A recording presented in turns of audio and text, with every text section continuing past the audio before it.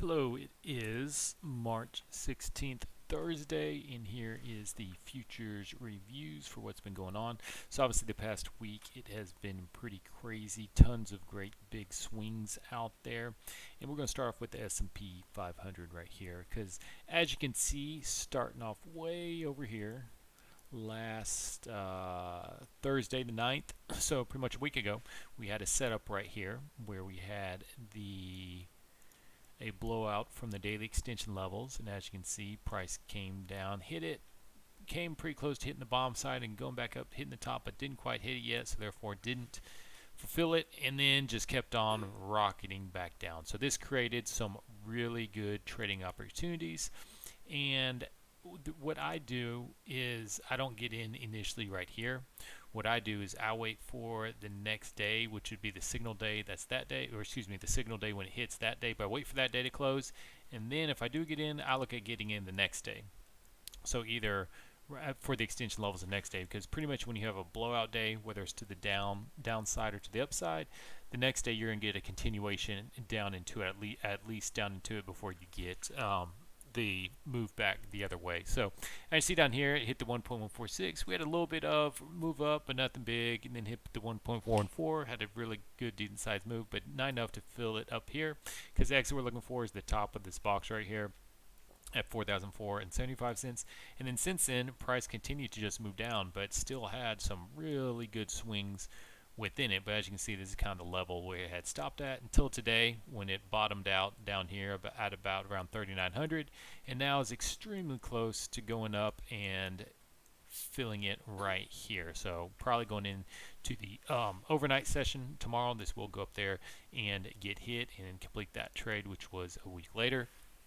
So what we can look for is we can see if we have any blowout trades going up over here, and we do have a potential one going in here to next day, because using yesterday's high and low right there hit the 1.146, bounced off of it, but the only way for that one to get complete is if it hits the 1.146 and then goes on down and then hits the 38% right there. As you can see, didn't even get close to that, so kept on going up, and then hasn't even hit the 1.44 the other way. So pretty much going into the next day, we will have a blowout trade available going to the short side, and probably this long one we went for to go and get hit will.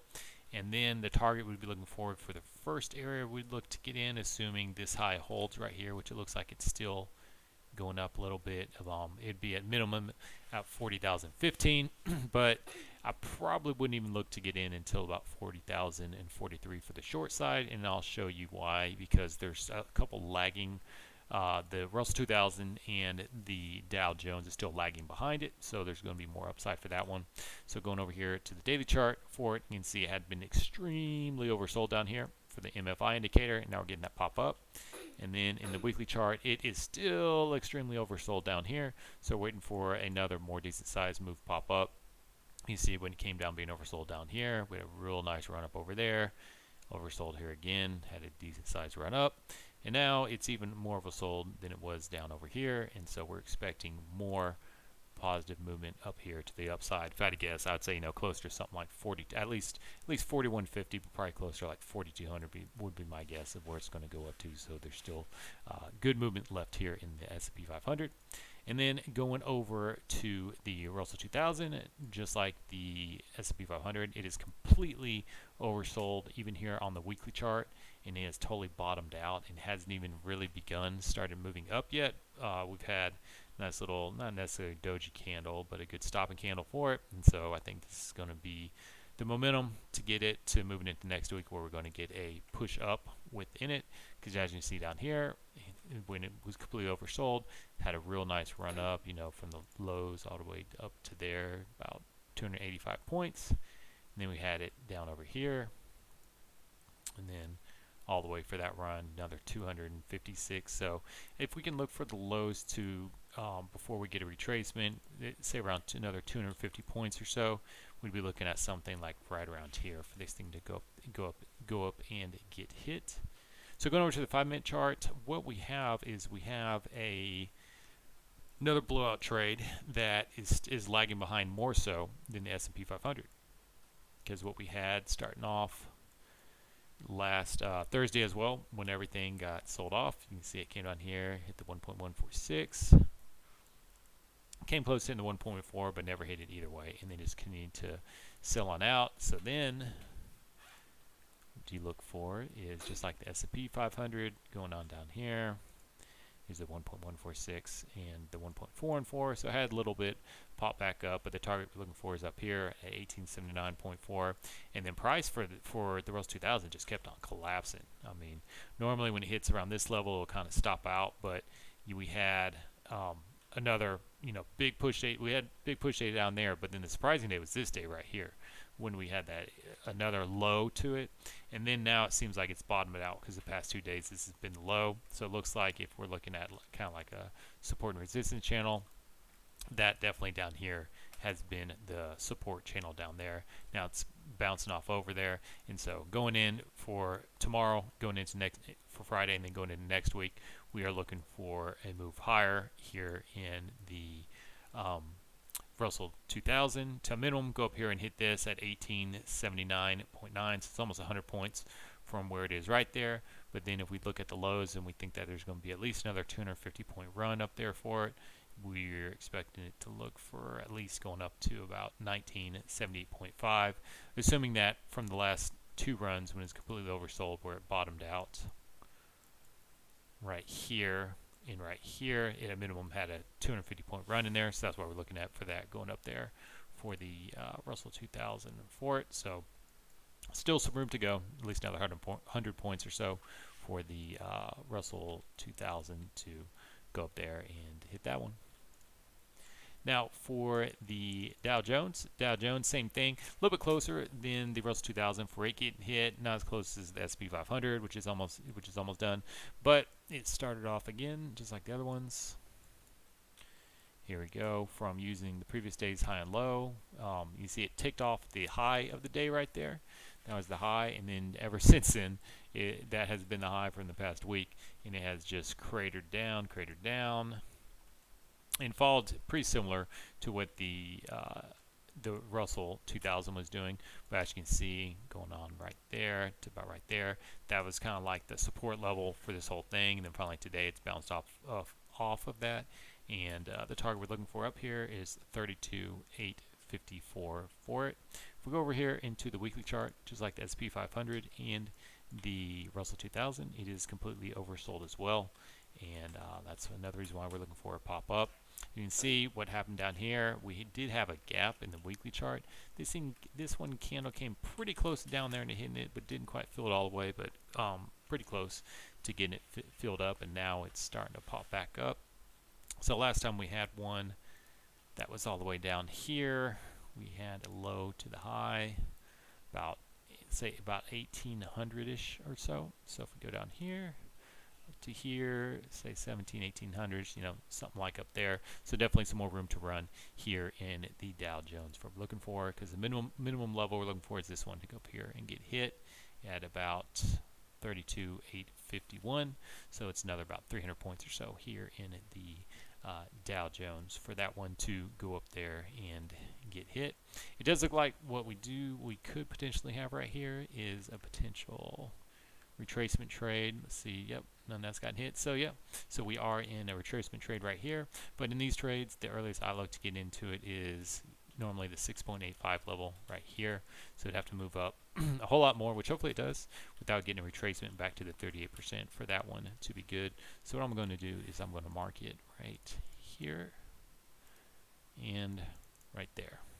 And just to remind myself that if this, using this low right here, and continuing to fall on the high, if the price does not come back down and hit the 38%, and actually the 50%, you know what, because I had changed it up to where it was the 30% before, but now really I'm looking at the 50% level for this one to come down and get hit for it. So if it don't come down and hit the 50% level, but price, excuse me, continues to go up, it's 6.85. I looked in there, but really the safest play is once it gets closer to the 11.89 extension level. So that really, I like getting about 3/4 of the way up there for that one. but still a little bit of room to run the Dow, not as much as Russell. Lastly, for oil right here, similar for everything else out there right now. Oil had one, and when did it happen? It happened actually this Tuesday, where we had a blowout trade for it right there, using the previous day's high and low for it.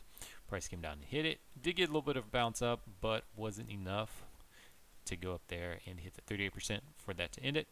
And so it continued to go on even lower. And so if I was looking in, getting into it, there's the high and the low of the day right there. So you got a little support to 1.146, no support there at all, and continued to just drive on lower. But for whatever reason today, it used pretty much the low of today, which is almost the same thing as low as yesterday, to be the support level, and price has bounced off ever since. So the exit we're looking for from this trade is going to be at the top of this box right here, which is $71.55. So we still have another, what's that, $3 to run here for oil that we're looking up to go and get hit. But it didn't. The one thing it didn't hit, which I was looking for, is I was looking for it to go hit the 38% retracement level, which is that green line right there. It comes down from this trade right up here, which is just one of the not extension trades, but one of the retracement trades that we're looking for. We use that semaphore and that semaphore, and then price came up here, hit off the 1.146 for that move, because let me show you right here. See, there's that one, there's that, there's the 1.146.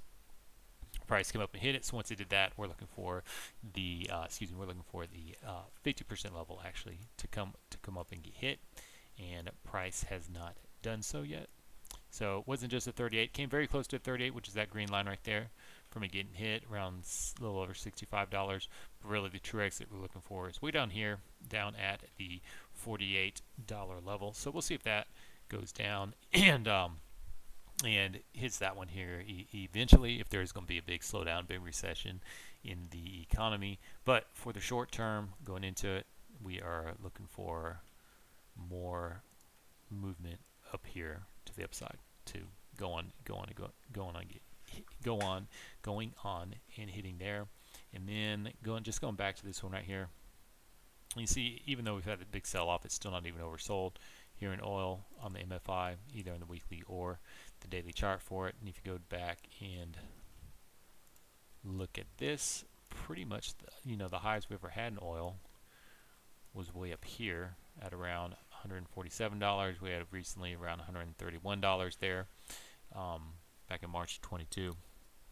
And so if the price continues to move up over there, we'll see about that. But eventually, we're looking for a price to come back down into the high 40s area, if this is going to be the high for which it holds to it.